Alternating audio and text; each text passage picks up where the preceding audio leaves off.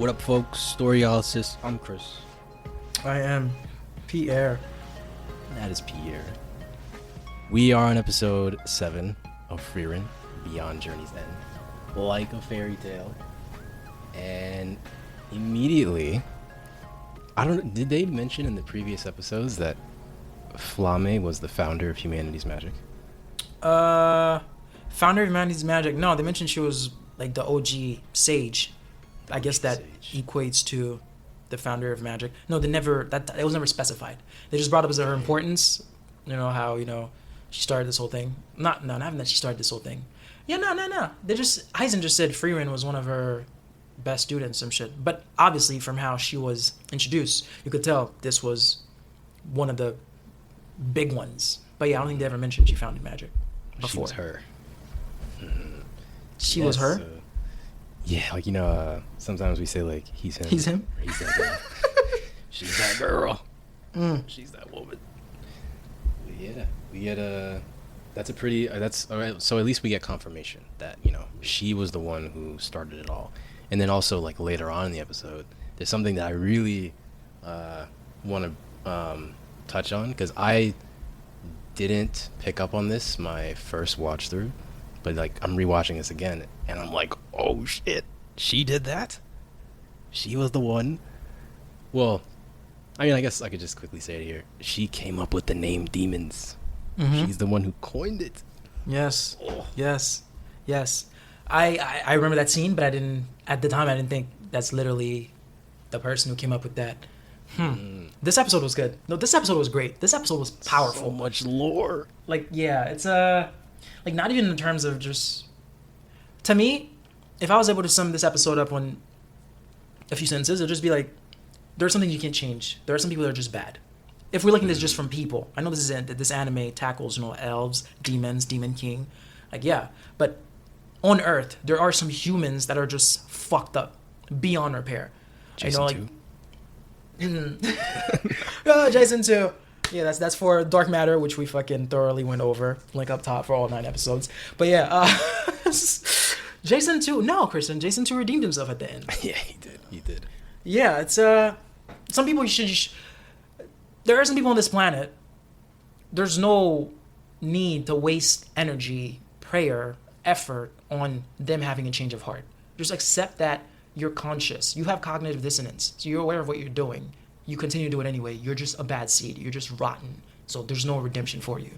And I know this is when we're talking about humans, but for this episode, it's demons and how Frieren's view, which is justifiable with that anecdote. Oh my God, bro, that story almost killed me. just to let you know, like these motherfuckers are just you can't reason with. Right. Crazy shit, man. Damn. No. There's a whole bunch of things in this episode too. Minus the demons, we got to understand more of why Frieren is the way Frieren is. Like, oh shit. Like when the guy mentioned in the beginning, has their clearing up the road for people to go through. The old man. Oh, I haven't seen elves in a while. And Frieren's like, you're right. It's the last time I've seen one of my kind was like I think 400 years ago. And then she tells us, like, although we live long, elves lack romantic feelings and reproductive instincts. Yes. Which, dude, this is an anime. I know this is just an anime, but I love the fact that there's a balance in the universe. Like again, I'm gonna stretch this. Like okay, let's go to animals. The cheetah, Christian, is the fastest animal on land. Yet, the cheetah is not a crazy predator. So imagine if you were fast and you were also like deadly. It wouldn't be fair for the other animals in the animal kingdom. It's just like the giraffe is extremely tall, but the giraffe is not deadly. Like the elephant weighs heavily, but they can be docile if you don't come fuck with them. Like, I don't know if you remember. Do you remember? When we went to Thailand, the lady told us elephants are actually the second animal that kills human the most, and it's accidentally. Because people want to touch their tails or some shit, and they accidentally step on them, which is an accident. Second? But, yeah. Yeah, second. I don't remember what the lady said the first one was. But yeah, elephants kill a lot of humans. Because your guard is down. You see an elephant. Oh, it's so cute. Let me pet it from the back, bitch. They don't have a vision from the side. Like, yeah, it's crazy shit. I love that. Like, we live long, but there's a downside. Imagine if we did live long and we did reproduce heavily. Like, bitch, nobody would be able to compete. It'd just be a bunch of elves. That is a Just- beautiful train of thought to have. There's always Like, a balance. Yes, and it helps to explain like her very unenthusiastic tempo too. Because there's a school of thought that says one of the biggest motivations that humans have in life is to be appealing to the opposite sex, and it's a huge factor as to why society has progressed and innovated to the state that we are now.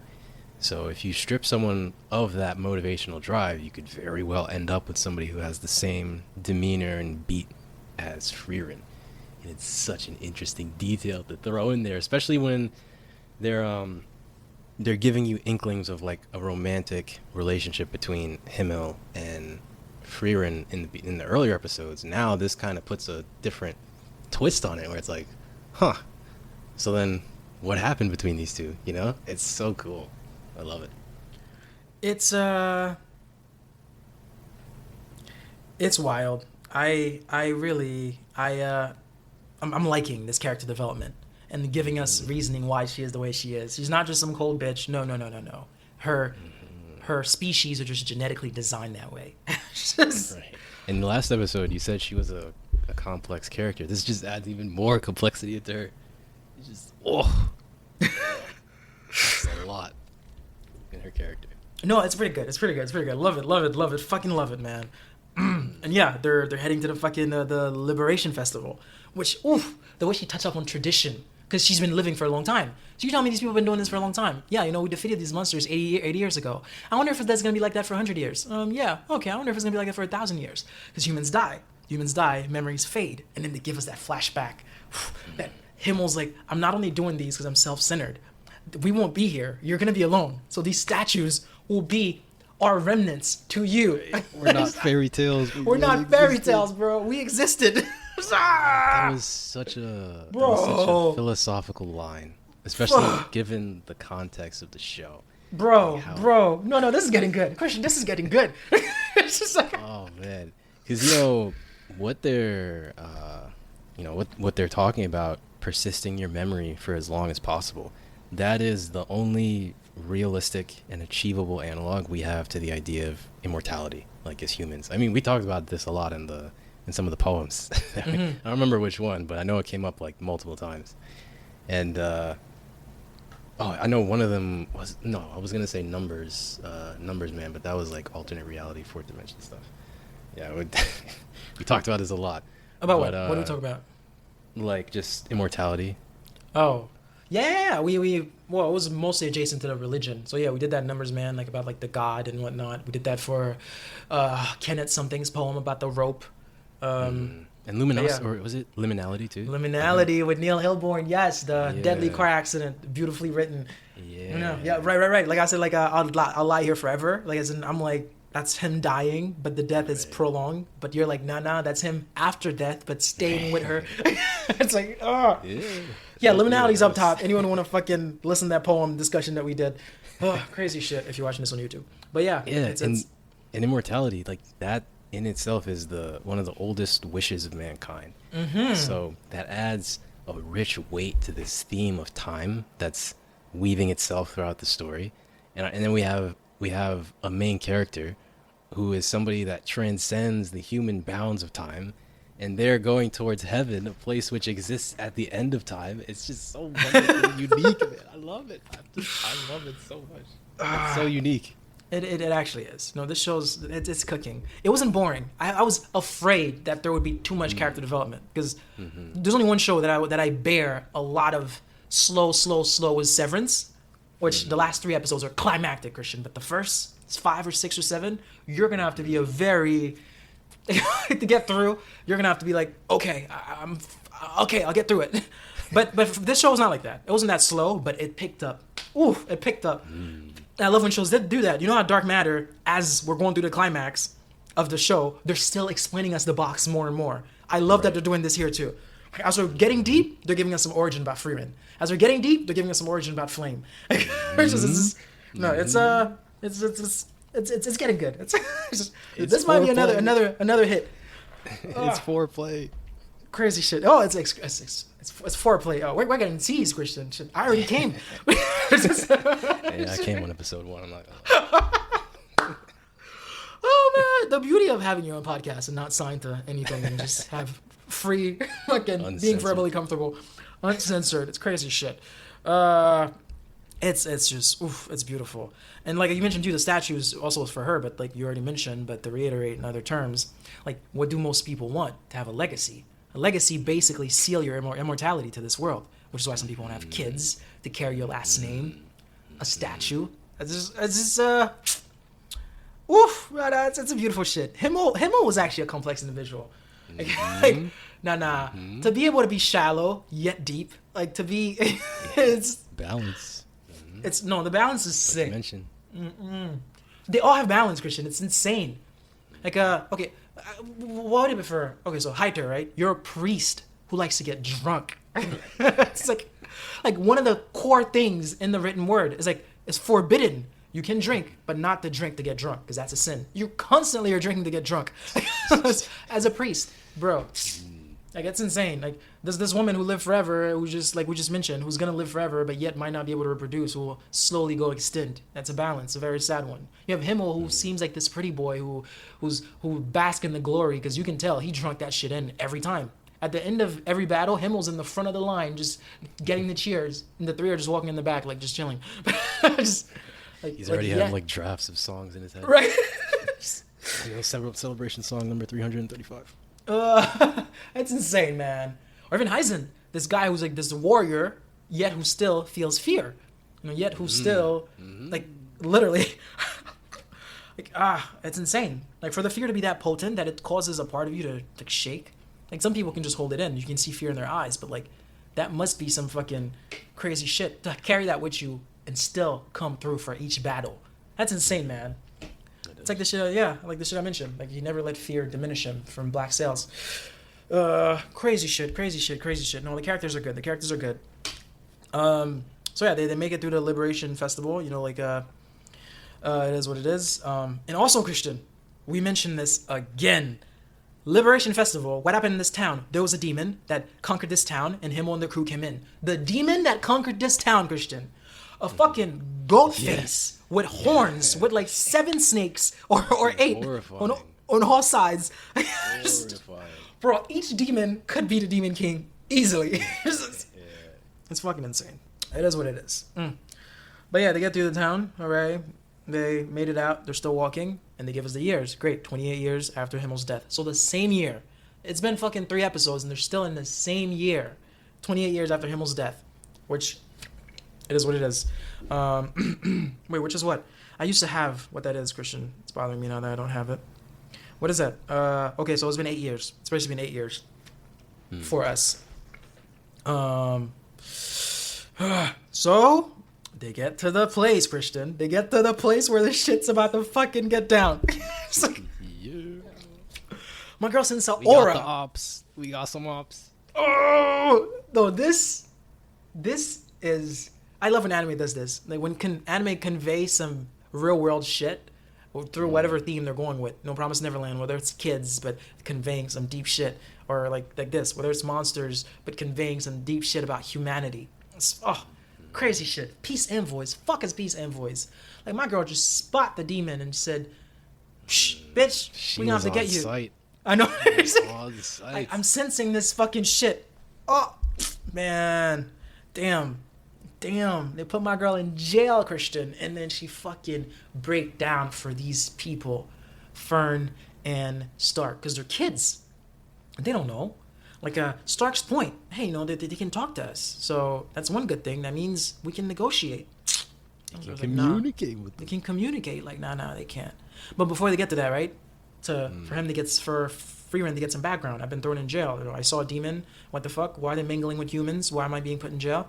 So Fern, give her some background. It turns out one of the 7 sage of destruction, who served the demon king, one of the 7 sage of destruction. I don't know if you remember, Zotrak was... What was Zotrak? Was he one of the 7 sages? They call Zotrak something else. He was a sage of destruction, I think, or some shit like that. Yes, Qual was the elder sage of corruption. Right. The guy from episode 3. So this is one of the 7 of destruction. Like this demon king's he basically had like a dream team. Just there are layers to his. Like we have a sage of corruption, which multiple of them. Qua was one of the best sages of corruption. We have Aura, which is one of the 7, like one of the 7 sages of destruction. It's like he probably had another sage of what is it? Malice. He probably had another sage of like the people in his roster of this Demon King is insane. But it is what it is. So yeah, to give Homegirl a quick background. Yeah, so Aura basically, like, that we thought we defeated, she got her powers back 28 years ago, and they've been fighting. Yes. So that line right there, I think that's why they keep, it's part of why they would continually say Himmel died, X amount of years ago, over and over. Is so that you have a timeline as to how the demons are, like, getting power. Based on, like, when humanity's hero died, okay, now that's the start. That's basically when the demons will be on the rise again. So I think that's why they're doing that. Himmel's death was a catalyst to the rise of this chaos. Yes, I think so. But it was just Himmel that died, though. What about, like, so basically, I mean, he was a leader of the group. It's always Himmel and the gang. So for that reason, his death was more significant. As in, like, if it was Heiter that died 28 years ago, it'd been like, let's wait for Himmel to die. Like, wait, it's just the drunk priest. No, we're still underground. wait. It's the midget. We're still underground. Wait, it's just the elf. We're still underground. Oh, okay. That's interesting. That makes sense. So his death, shit. I mean, yeah, if he's the one running, if it's Himmel and the crew, everyone remembers Himmel. Himmel apparently is the one who was, which is crazy. From a bunch of flashbacks, Frieren has delivered the final blow to a bunch of these demons. Like, yet it's Himmel that's remembered. But in the gang, like, they all have statues, but it's mostly him. I guess he was the leader, which is fine. He seemed like a cool one. But okay, so if that's what they're doing for their show, I guess it makes sense. Like, his death was like, it's free game. Like, he's dead. Cat's out. Nice play. Okay. So yeah, so 28 years ago, she's been regaining power, Aura, and they've been fighting ever since. And now the demons, they got tired of fighting, so they came for a truce, which is where Frieren had to lecture them. Jesus, the words Homegirl use trying to talk to demons is pointless. They're man-eating monsters. And then she asked him a question. Have you ever wondered why they speak the same language as demons? Have you ever wondered why humans speak the same language as demons? Was what she asked him. So when she said that, like, to me, like, I took it a completely different way until the story progressed to show that it's an act of deceit. I was like, oh shit, is that saying humans are demons? Like, but it's not the direction that they're going towards. Like, if this was a movie to have a correlation with the normal world, I'd be like, yeah, with all the fucking fucked up shit, like genocides and injustice that's happening in this world. Like, yeah, I can understand why this species is just demonic. But that's not what she was saying. It was on the demon's perspective. Like, they speak like humans speak, so they can deceive. And Christian, she gets to the backstory. Oh my god. Dark. Ugh. Darkness. You know what I hate about the story? Himmel never took accountability for that. Because Himmel's the reason that this happened. Not the demon eating the villager's daughter. Not that first death. That couldn't have been avoided. They hopped in after that first death. Frieren told Himmel, let me kill him. Himmel's like, he's just a child. He's asking for his mom. But at the same time, you can tell, too, Frieren didn't know. Oh, like, she didn't know. Wait. No, she did know. She did know. What am I saying? She didn't know. That's why she said, let me kill him. But she should have told Himmel this, man. Like, when the small demon is calling... wait, I'm... All right. You don't have to edit this out, but I'm remembering this in fragments. She didn't kill him because the villager head got in and say, wait, let's show this kid mercy. I was going to say, why didn't Frieren plead to say, hey, listen, he's saying mom. They don't get raised with moms. Like what she told him as he was dying, why didn't she just tell them that night? Like, hey, you're being deceived. He doesn't know what a mom is. He's just... Like, he's born in solitude, and like they've never been nurtured. Like, that when they get brought into this life, they just wander the world alone, like from childbirth. So this mom shit is a lie. But so I don't want to... I'm going to be careful with how I say this, because I do have insight into where the story goes. I mean, just stay in this episode. Don't go further, because... Well, I will say that you'll get more context as to why, like, at this point, she was still open to the idea. Like, even though she was pretty convinced, there was like a small part of her that's like, okay, maybe they're not all bad. And I think that's why she sort of just let it happen a little. Man, you've never seen Defending Jacob, Apple TV. Oh, fire. This demon's son reminded me of Defending Jacob. Defending Jacob, Chris Evans, like I told you, just it's almost like Presumed Innocent, but darker. Another Apple TV series was fucking killing everyone right now. Defending Jacob, a murder's been committed, and all evidence pointing to the son, Jacob. The father's fucking like blind, Chris Evans, going to whatever length he can to be like, that's not my son. Like, my son did not do this. He could not have. Christian, when I tell you, evidence stacking up. Homeboy's just like, my son would never. But throughout the whole episode, throughout the whole series, Jacob never showed you, like, no, that's not me. I'm actually a good boy. Like, or like guilt for putting my parents through this, or like remorse for maybe I did do it. Like, he never looked like, what's that? It's not guilt. He never showed, and Presumed Innocent, that thing is mentioned. The difference between guilt and regret is, regardless, he stayed with a blank face throughout the whole series. Like, you're getting accused of murder and you never let it physically affect you. It's like, dude, are you a psychopath? Like the Demon King, as they were trying to get the demon's son that the villager, the king's village brought in with his daughter, as they progress through getting them acclimated in their house, he never once even faked a smile. Just to show you how a demon cannot hide their true fucking nature. Like, as he's playing in the garden with the daughter, his face is straight. As they're eating with him, his face is straight. I'm like, bro, obviously this man is gonna fucking kill you guys. Like, I saw this coming. Anyone watching this would see this coming. Like, at least deceive them, you know? which would have been a harder shock on me, the viewer, or any viewers. But, it's interesting that you saw the demon as a he. I saw it as a she. So, like, I feel like that might make... I mean, there's no, like... I feel like it could go either way. Actually, I might not know. It might not have been him. The villager who was crying that he ate my daughter. I don't know. Honestly, this anime does this all the time. Like, even the demon that just came in. What's some boy's name? Lügner, Lord Lügner. I thought it was another fucking Kurapika scenario, or Armin season 1 to season 2 scenario. That's really what I thought. I was like, here we go again. I'm like, here we go. Of course, yes. I was wondering when would the first one come in. Yeah. But then they made him look more masculine. But I don't know. What is masculinity these days? It's 2024. The lines are blurred.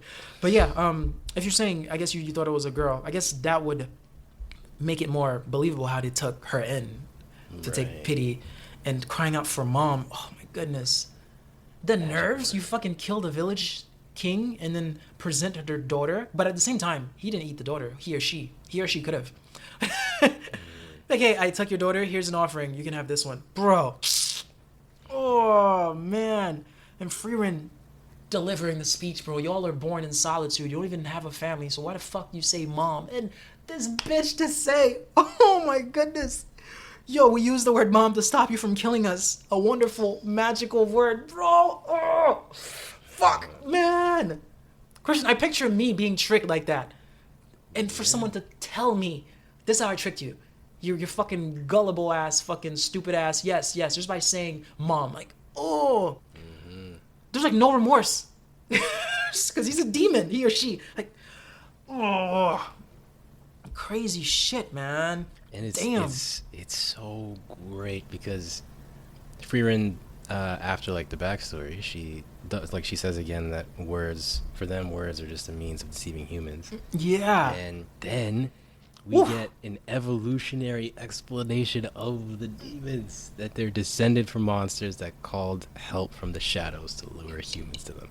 That is awesome. So we get the roots of why they're called demons, and then we get an even further back explanation as to where they evolved from. So it makes so much sense. Yeah. It's great. It's in their DNA. And then we can kind of see that evolutionary tree in the very beginning, when there was that monster who used illusions to trap humans. Yes. That's like another branch. Yes. So good. No, it's No, for sure. Show's beautiful. And like we mentioned, every bad guy, Christian, Lord Lügner could be the perfect bad guy. He could be the Demon King. He has that elegance to him. Bro. Damn. This man sat down, bro. Wild beast who can't be communicated with. What an accurate description, bro. Oh, shit. He's so I weird. live for a good bad guy. And he's confident about it too. He's like, yeah, she's right on the money. Oh, God. Like, Graf Granat is keeping us here. Like, he's showing up late. That's a tactic that they use all the time. Damn. Walk into the room, man. Homeboy, which is so crazy that this still works. Like, this kid used that trick saying, Mom. This dude uses that trick. Tap into humans' humanity. You fucking killed the guy's son. But also, his quick thinking. The critical thinking skills. And I love the fact that as a demon, he is so aplomb. He's able to remain aplomb. Like, his ability to not go crazy. Because he is a servant of Aura. Bitch, Aura sent you here to fucking get these motherfuckers to put their defenses down so we can infiltrate and take over. But the fact that he doesn't forget 1 second that I have a mission here, that let me let this man point a sword at me. Let me not lose my cool. There's a bigger thing at play here. Like, these demons have discipline. Like, their loyalty to their masters is insane. Like the guy from the episode 3 who invented Koltrak, when he heard the Demon King died, first thing he said, okay, I'm gonna fucking avenge him. it's insane. The way these barbaric, cruel animals have such discipline and respect for hierarchy of command is just such a paradox. It's complicated, right? It's complex. It's just like what? He's like, hold up. This man's pointing a sword. Let me look. What's in this room? Pictures. What the fuck are these pictures? Okay, let me tell him. Well, I can say the same to you that you said I killed your son. You keep this room the same way. I keep a room just like that too. For my father that you guys killed. Bro! God damn it. And then they're walking and she's like, what's a father? What's a father? Fuck if I know. Who the fuck knows? Yo! God damn it. Woo! No, this is good. This is good. Oh, man. Jesus Christ. This man's critical thinking skills are insane. He could be the bad guy. Like, he could be the Demon King. This man is just one of the servants of Aura, who was one of the servants of the Demon King. This man who looked as charismatic, as smart, as witty, is only third in command to one of the Demon King's, like, fucking goons. It's insane, man. Just, fuck. Shit. Nah, Frieren got a lot on her plate. This journey being fun and ridiculous shit. I want to see death. Like, I want to see blood. I want to see these three. I don't know if have you ever watched. You don't watch a lot of movies. There's a movie called Tears of the Sun. At the end of that movie, they're crawling, Christian, because they're army men, the Navy, the Marines, I think.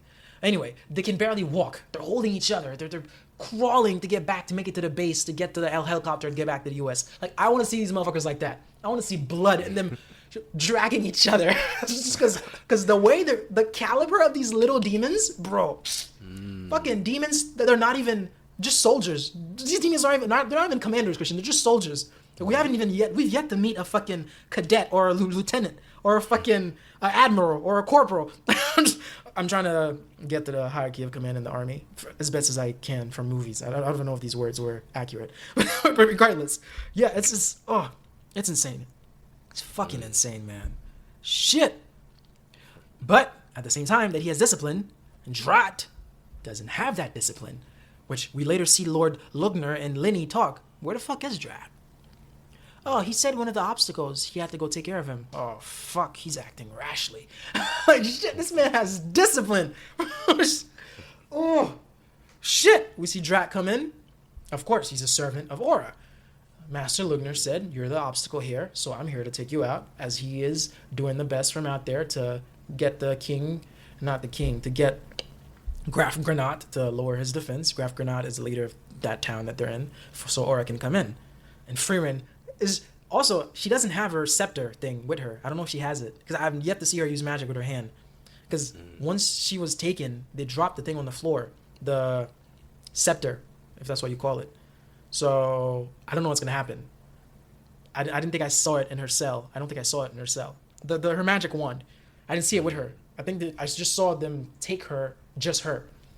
But regardless, homegirl's like, I'm strong. She said, stronger than me? She said, bitch, I'm stronger than Aura the guillotine. Bitch, I'm stronger than your leader, bitch. Just like, shit. I'm like, mommy, chill. It's just, the crazy shit. No, this episode, no, these last two, we're cooking. We're fucking cooking. It's crazy cooking. shit. It is cooking.